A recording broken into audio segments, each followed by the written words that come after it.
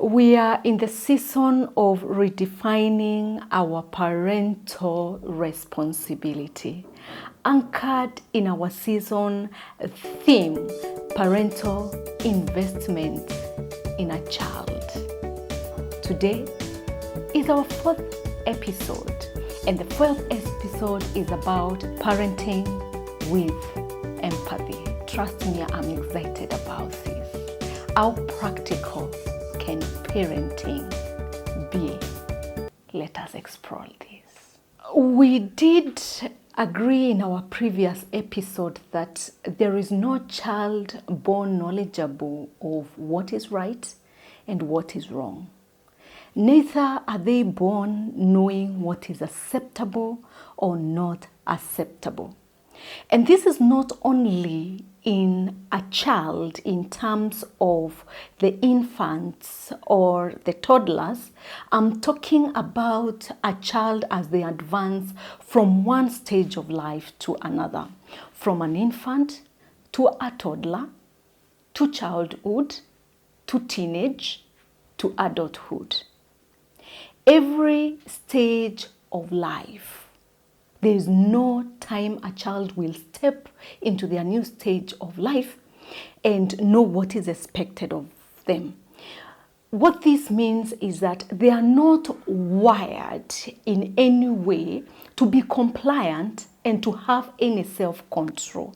That is why you and I, as a parent, as a guardian, as a caregiver, must step in and step up in patience, in understanding, and with great empathy to guide them through.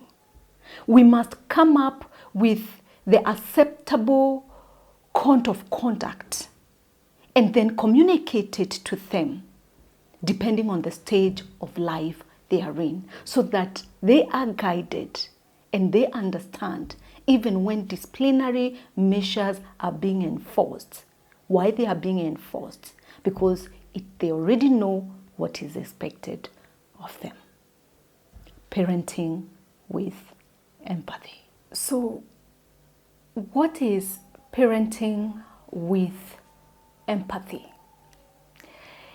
It is parenting with understanding and in fellowship with the feelings of a child. It is parenting in understanding and in fellowship with the feelings of a child. When you are able to engage the empathy muscle, it allows you to parent with some gentleness.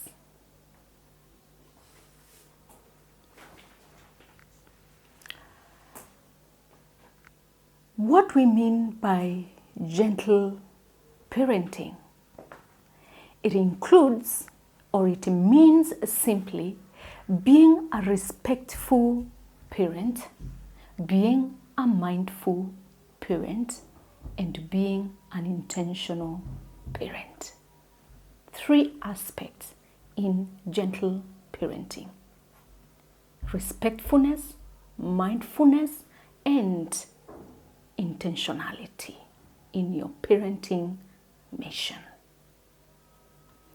It allows you to balance discipline and love through 3 things.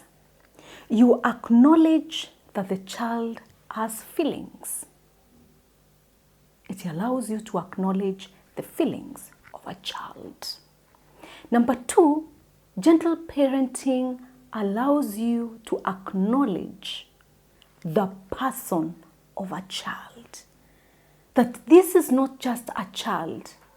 They are a person with feelings that require to be respected.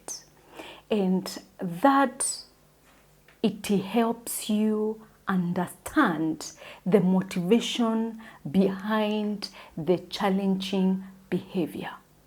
Gentle parenting. It will allow you to be patient enough, to be kind enough, to seek to understand the root cause of what is driving that child to behave the way they are behaving. You will be able to get a deeper understanding why. You will get into the deep child psychology. How do they think? How do they have their thought processing? How does it transform into what they speak, how they speak, what their actions are, and why they behave the way they behave? Parenting with empathy. So, in that case, what do we expect to see of a respectful, a mindful, and an intentional parent? 1, a respectful, mindful, intentional parent hold firm the boundaries. Boundaries in terms of the code of conduct you have established as the behavior expected, the way, the conduct expected of a child. You will not shift your goalposts. Keeping in mind that there is a difference between sympathy and empathy. Do not be tempted to engage sympathy thinking you're being empathetic. If you set boundaries, keep them as so. Don't shift. Otherwise, you will be abusing your authority as a parent.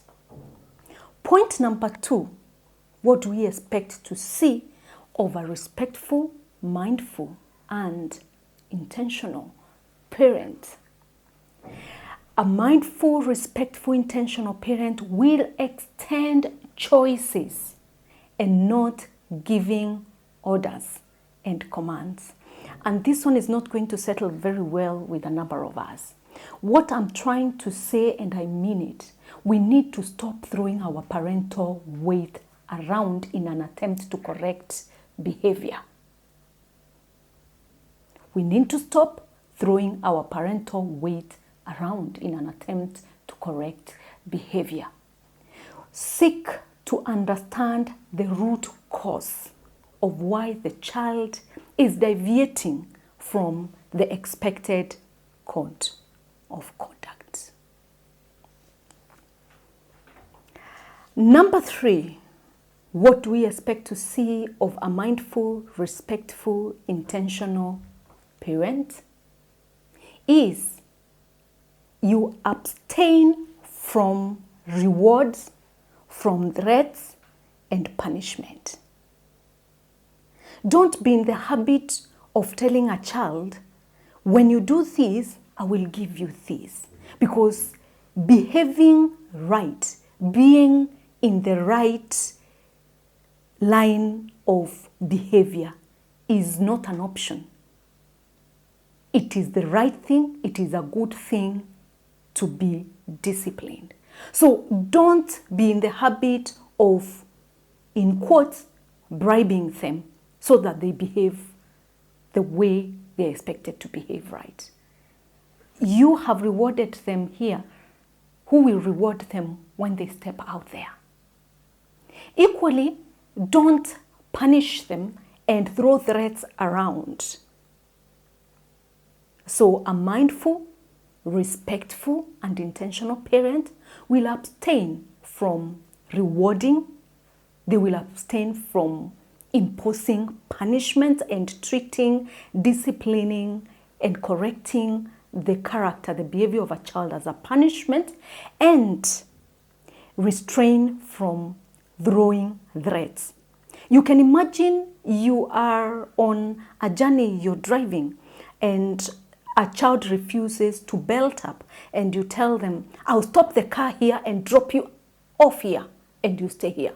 Or they refuse to eat, and you are threatening them that you're going to get a certain animal, or you're threatening them with something you know they fear. That is not right. Intentional, respectful, and mindful parents pursue understanding. You don't lash to the child with, this kind of punishment because they have done it wrong. You want to understand exactly what drove them to go out of the expected way. And you can have two approaches of doing things. You can ask them a question like, Gabriel, what happened? Why didn't you write your homework on time? Why don't you want to eat the food you have been served? Alternatively, you can narrate the problem. For example, why haven't you done the assignment? Is it because you don't understand the subject matter, or you do not have the book? Why don't you want to eat the food you have been served? Is it a lot, or you don't like the food? Question or narrating the problem in an attempt to understand or to pursue understanding. What we are learning is that this approach will allow a parent, a guardian, or a caregiver to affirm a child's emotion as real and important. What that will translate to is that the child will not feel misunderstood. The child will not feel dismissed. The child will not feel attacked. And the child will not feel judged.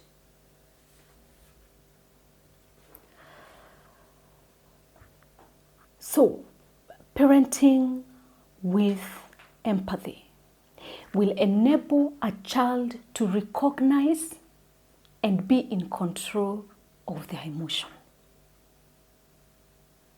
I will take that again. As a parent, when you parent with empathy, you will be enabling this child to recognize and be in control of their emotions.